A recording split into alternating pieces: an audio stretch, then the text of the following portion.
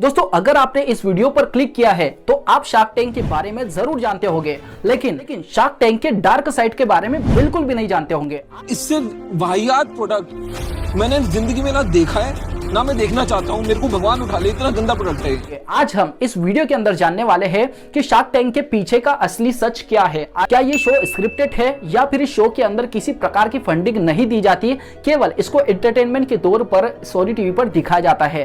तो आज सब कुछ डिटेल में शार्क टैंक के बारे में जानने वाले हैं। तो दोस्तों अगर आप इंटरेस्टेड हो शार्क टैंक के बारे में जानने के लिए तो इस वीडियो के लास्ट एंड तक जरूर बने रहिए, क्योंकि आज इस वीडियो के अंदर आपको बहुत कुछ पता चलने वाला है। तो चलिए वीडियो स्टार्ट करते हैं।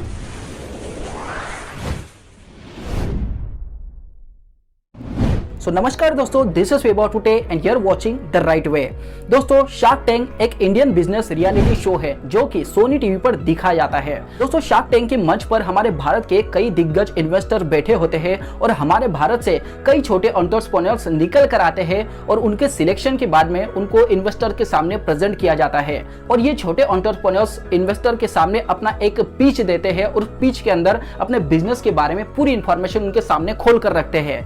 इन्वेस्टर देखते है कि इनके बिजनेस का पॉइंट ऑफ व्यू क्या है, इनके फ्यूचर के गोल क्या है, इनका बिजनेस के बारे में नॉलेज क्या है, इन्होंने क्या पढ़ाई की है, बिजनेस को किस तरीके से ग्रो करना चाहते हैं, सब कुछ डिटेल रेवेन्यू मॉडल जानने के बाद में एक इन्वेस्टर तय करता है कि बिजनेस के अंदर इन्वेस्टमेंट करना चाहिए या फिर नहीं करना चाहिए। अब दोस्तों ये हो गई बेसिक इंफॉर्मेशन जो कि आपको भी पता होंगी, लेकिन हम बात करते हैं शार्क टैंक की हिस्ट्री के बारे में। आखिर शार्क टैंक की शुरुआत कहां से हुई? दोस्तों आपके माइंड में थॉट होगा कि शार्क टैंक केवल भारत में ही है, लेकिन मैं बताऊं आपको तो जो हमारे भारत के अंदर shark tank show Sony TV लेकर आया है वो अमेरिका के एक बिजनेस रियलिटी फंडिंग शो की एक फ्रेंचाइजी है जो कि यूएसए के अंदर शार्क टैंक के नाम से जाना जाता है। दोस्तों आप सोचकर हैरान होंगे कि शार्क टैंक की स्टार्टिंग जापान से हुई थी 2001 में। 2001 में जापान के अंदर एक शो आया था जिसको हम कहते हैं मनी टाइगर। मनी टाइगर के नाम से इस शो को जाना जाता था, जिसके अंदर छोटे छोटे एंटरप्रेन्योर्स अपने बिजनेस को लेकर आते थे। वहां पर इन्वेस्टर्स उनके बिजनेस के आइडिया को समझकर उनमें इन्वेस्ट करते थे। उसी के साथ में ये शो जापान के बाद यूके में लॉन्च हुआ। यूके में जापान के शो मनी टाइगर की एक फ्रेंचाइजी खुली और यूके के अंदर इसको ड्रैगन डेन के नाम से जाना गया। यूके में खुलने के बाद में इसकी फ्रेंचाइजी अमेरिका के अंदर आई, यानी कि यूएसए के अंदर,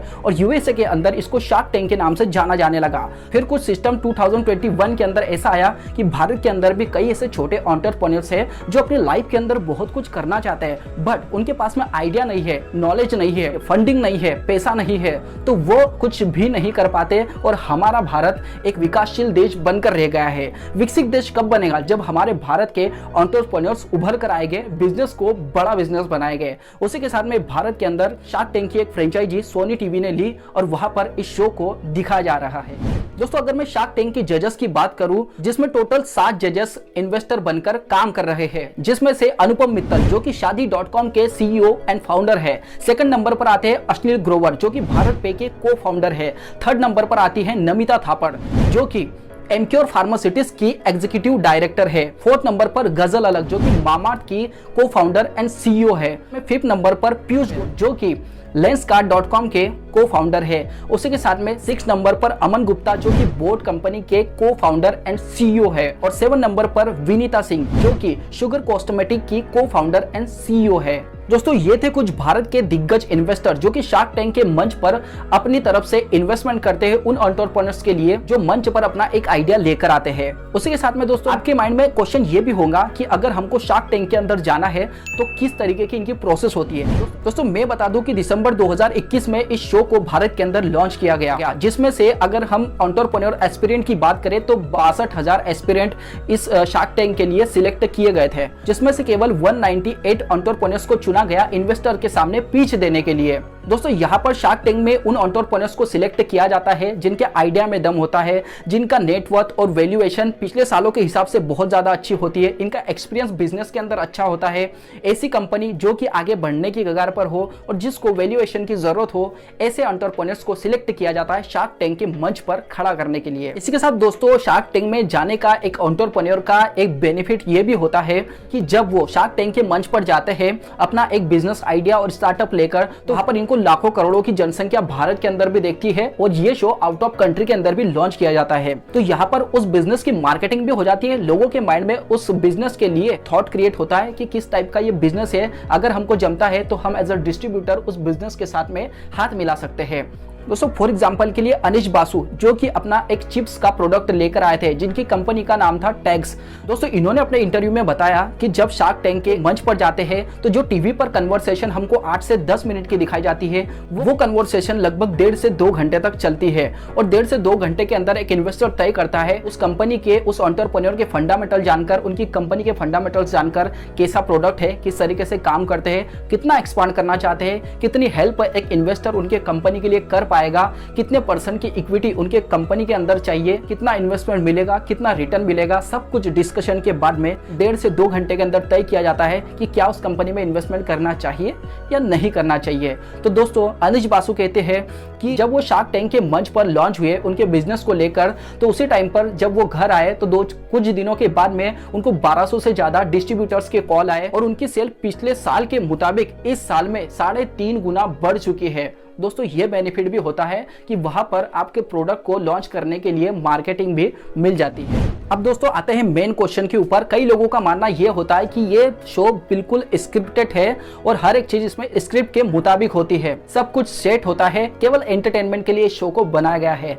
लेकिन मैं उनको ये बता दूं कि ये शो बिल्कुल भी स्क्रिप्टेड नहीं होता है। अनिश बासु ने अपने इंटरव्यू में यह भी बताया था कि वहां पर जो पहले जो प्रेजेंटेशन इन्वेस्टर के सामने वो देते हैं केवल वही स्क्रिप्टेड होता है अपने मन से कि इन्वेस्टर्स को थोड़ी सी खुशी मिले और खुश होने के बाद में इन्वेस्टर उसमें पैसा लगा सके। उसके बाद की जितनी भी कन्वर्सेशन होती है वो एकदम रियलिस्टिक होती है जो कि इन्वेस्टर्स और एंटरप्रेन्योर्स के बीच में होती है। दोस्तों शार्क टैंक का ये पहला ही सीजन है और इसमें लगभग 35 एपिसोड होने वाले हैं।